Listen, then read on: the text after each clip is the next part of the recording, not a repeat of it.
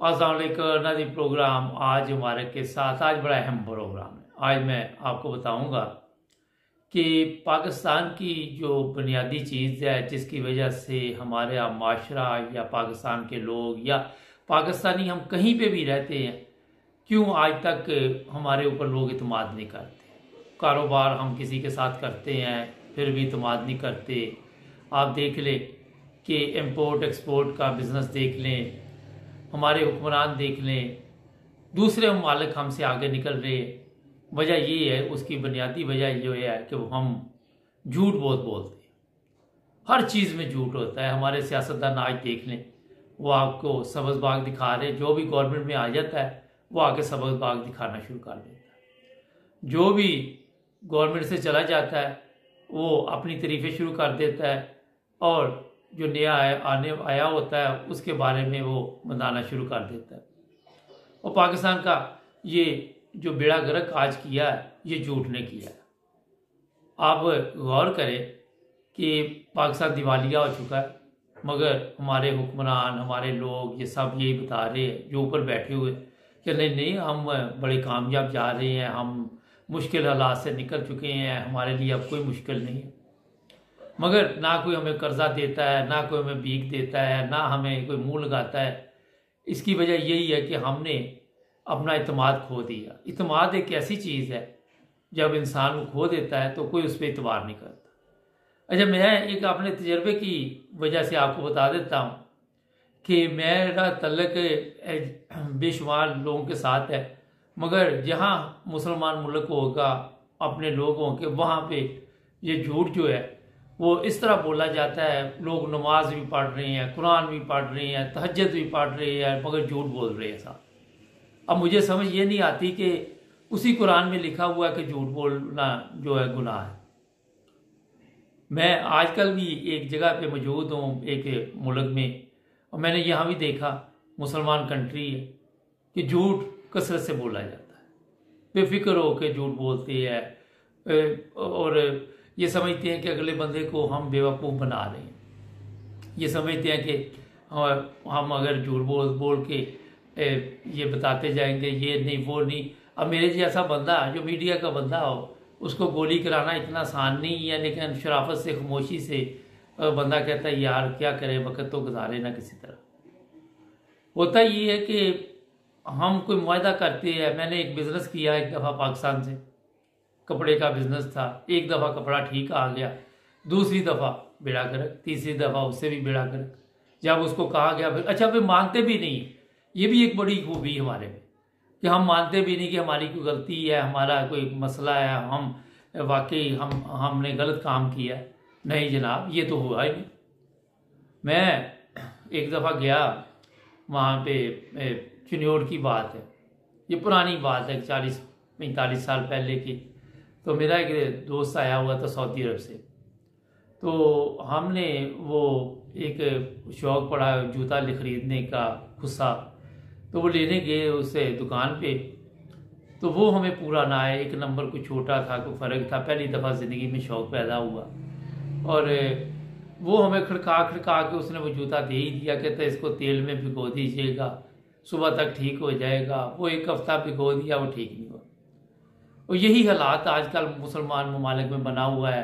हर एक को जूता पहनाने की कोशिश करते हैं, अगले का बेड़ा गर्क हो जाए कोई फ़र्क नहीं। यही हमारे सियासतदानों का है, यही हमारे।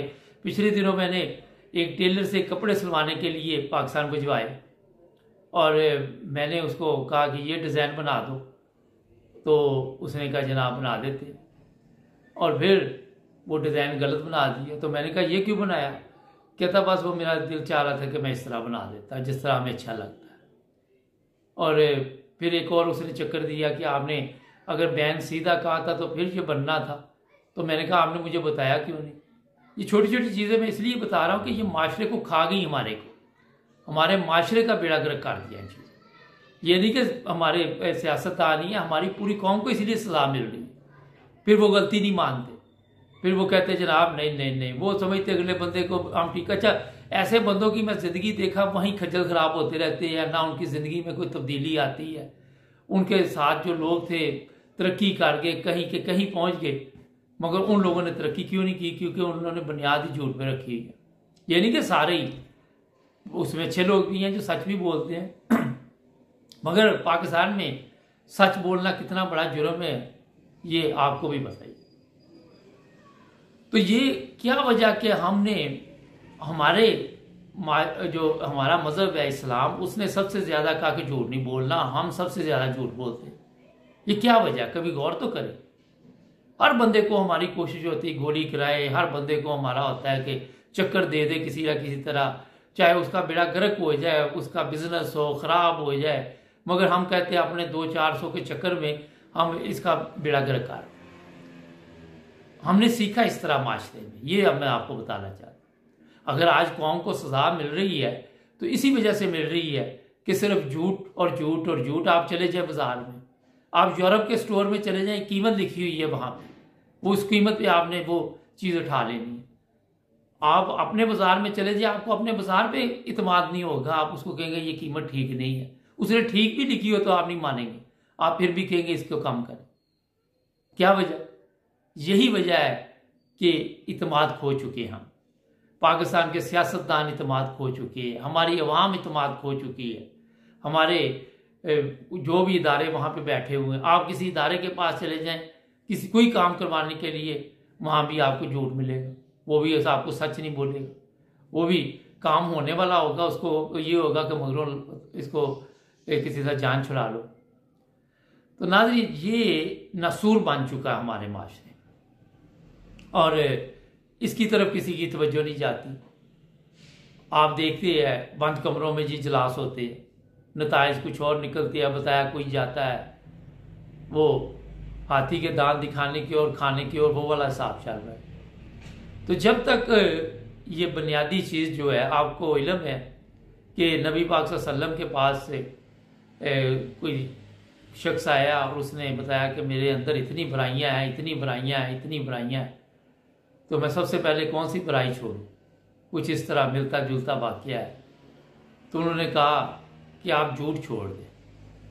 और फिर उसने जब तहिया कर लिया और नसीहत पे अमल किया और जब वो चोरी करने लगे तो उसे ख्याल आ जाए कि अगर किसी ने पूछ लिया तो मैं फिर झूठ बोलना पड़ेगा। फिर अगर वो ज़ना करने लगे फिर उसको ये ख्याल आ जाए। तो इस तरह उसने अपने आप को बदल लिया। और यही बुनियादी चीज़ आज पाकिस्तान में हम सारा दिन सियासत पे बात करते हैं, सियासतदानों की बात करते, मगर पूरी कौम का बेड़ा गर्क हुआ हुआ है। आप मुझे बाहर निकलें, वहां पे जाएं बाजार में, कोई एक बंदा भी दिखा दे जो सच बात कर रहा हो, खरीदार भी या स्टूडेंट देख ले, टीचर देख ले, कोई माशरे का बंदा मुझे बता दे जो आपको कोई 1000 में से, लाख में से कोई एक आधा सच बोलने वाला मिलेगा।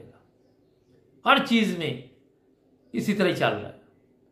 एक दूसरे को हम गोलियां करा रहे हैं और समझ रहे हैं कि हम इसको बेवकूफ बना रहे हैं, और अगली साहब में सबसे पहले हम बैठे होते हैं, बाहर आके वही काम शुरू हो जाता है। तो ये बुनियादी चीज है, ये नहीं कि सियासतदान है या हमारा चीफ ऑफ आर्मी स्टाफ है या जनरल बाजवा था या फलां था। अब जनरल बाजवा ने भी तो कौम को गुमराह झूठ पे किया ना सब कुछ। अगर बुनियाद देखे तो वो झूठ ही थी ना, सब कुछ जो भी गेम खेली गई वो झूठ पे खेली।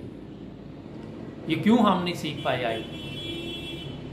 ये सोचने वाली बात है और शर्म का मकाम। इसके बदले में मैं कई दफा आपको कहता हूँ जापान है, वो खुदा को नहीं मानते मगर झूठ नहीं बोलते। हम खुदा को मानते हैं, वो खुदा की एक नहीं मानते। जब तक ये चक्कर जो हम देते हैं दूसरों को, और हमारा ये होता है कि ये चक्कर देने से हम वक्ती तौर पर फायदा तो उठा लेंगे, मगर बाद में उसका जो नतीजा होगा कि मेरे जैसे बंदे के साथ अब किसी ने कुछ झूठ बोला हो, मैं तो बेशुमार प्रोग्राम करने के लिए तैयार हो जाता हूँ। मैं तो हर बंदे की वो देखता रहता हूँ कि वो क्यों उसने गलत गाइड की। तो ये मैं आपको बता दूं, आज सोशल मीडिया का दौर है, दुनिया बड़ी तेज हो चुकी है, लोग काफ़ी तरक्की कर चुके हैं और लोगों में काफ़ी तब्दीली आ चुकी है। अगर आप अपनी सलाह नहीं करेंगे तो फिर कौम या माशरा या ये सोशल मीडिया जो है ये आपकी सलाह करेगी।